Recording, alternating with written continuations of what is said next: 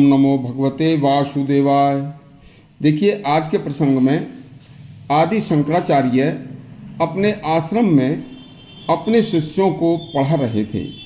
उसी समय एक शिष्य उनसे बड़ी ही नम्रता से कहता है, यह जो प्रसंग है अति दुर्लभ प्रसंग है, पूरा सुनना।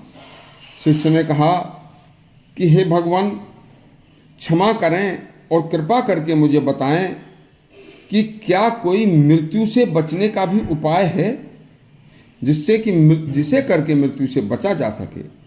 भगवान हंसकर बोले, हाँ, बचा जा सकता है। सुनिए, देखो, सभी को पता है कि प्रतिदिन सुबह नियत समय पर सूर्य को निकलना है। तो जब निकलना है तो निकलेगा ही, क्योंकि उसका सूर्य का निकलना अनिवार्य है। देखो बच्चों, रोज प्रतिदिन 8 पहर 64 घड़ी का यह तमाशा चलता रहता है। एक पहर बीतता है, दूसरा पहर आता है। इसी प्रकार सूर्य नित्य रोजाना सुबह निकलता है और शाम को छिप जाता है। अगली सुबह अपने नियत समय पर फिर निकलता है और शाम को फिर छिप जाता है। यह एक सत्य और अनिवार्य कार्य है, और अनिवार्य है तो वह तो होगा ही। तो हमारा सामना जब सूर्य से होता है तो हम उसे बड़ी प्रसन्नता से देखते हैं।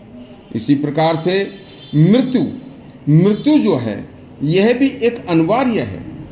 तो जब अनिवार्य है तो वो होगी ही, लेकिन जब होगी तो क्यों ना हम उसे प्रसन्नता से देखें। उसका सामना भी हमें प्रसन्नता पूर्वक करना चाहिए, क्योंकि हमें पता है कि अप्रसन्न होने से जो अनिवार्य है वो अनिवार्य ही रहेगा, रुकेगा नहीं। इसी तरह से मेरे प्यारे शिष्यों, देखिए, जब वह अनिवार्य है तो हम उसका प्रसन्नता पूर्वक यदि सामना करें तो मृत्यु भी हमारे लिए खेल की तरह बन जाएगी। अब उसका प्रसन्नता पूर्वक सामना करने का उपाय है कि मृत्यु के रहस्य को जानना। जो व्यक्ति मृत्यु के रहस्य को जान लेगा, वह मृत्यु उसके लिए खेल का सामान बन जाएगी। और देखिए, इस रहस्य को कैसे जाना जाए। मनुष्य अपनी चंचल बुद्धि को स्थिर करके और अपने चंचल मन को, अपनी बुद्धि को अपने काबू में करके करने का अभ्यास करे।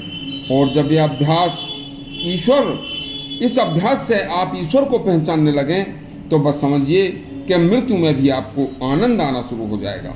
मैं मृत्यु को भयानक चीज नहीं मानता। विवाह भयानक हो सकता है, मृत्यु कभी भयानक नहीं हो सकती। देखिए, कभी ईश्वर के काल रूप का मनन करने से जीव अनायास ही उसमें एक हो जाता है। काल भगवान एक कौर है, चाहे अनजाने अकल्पित क्षण इसके मुख में हमको जाना ही है। यहाँ ऊंच नीच, छोटा बड़ा, स्त्री पुरुष का कोई भेद नहीं है। क्यों न हम सबके साथ मैत्री करें। ऐसा करने वाले को यह काल रूप स्वरूप भयंकर मृत्यु भी मृत्यु नहीं, शांति का एहसास कराएगी। मौत एक बार जो आना है तो डरना क्या है। हम सदा खेल ही समझा कि ये मरना क्या है।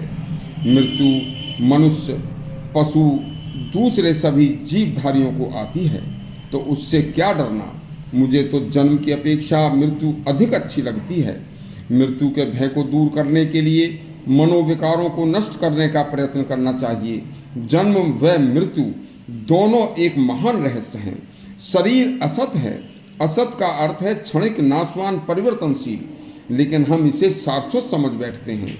इसलिए इसके नष्ट होने पर हम मृत्यु से डरते हैं। जबकि शरीर जब पुराना हो जाता है तो अनेकों शरीरों को तो पुराने शरीर के दुखों से मुक्ति मिल जाती है। अनेक शरीरों को अनेक प्रकार के अभावों से मुक्ति मिल जाती है, तथा अनेक शरीरों को अनेक समस्याओं से मुक्ति मिल जाती है। जो इस रहस्य को समझ जाएगा उसके लिए मृत्यु को खास बात नहीं रहेगी। एक भक्त ने कहा था, भक्त भगवान श्री कृष्ण का भक्त था, तो आप भी किसी के भक्त बनकर तो देखो। भक्त क्या कहता है,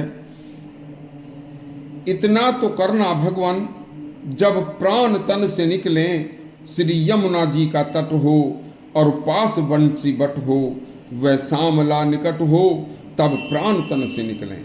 यह धन्य वह पवित्र हो जाएगी मृत्यु हमारी, जब हम भगवान में इस तरह से लीन हो जाएंगे।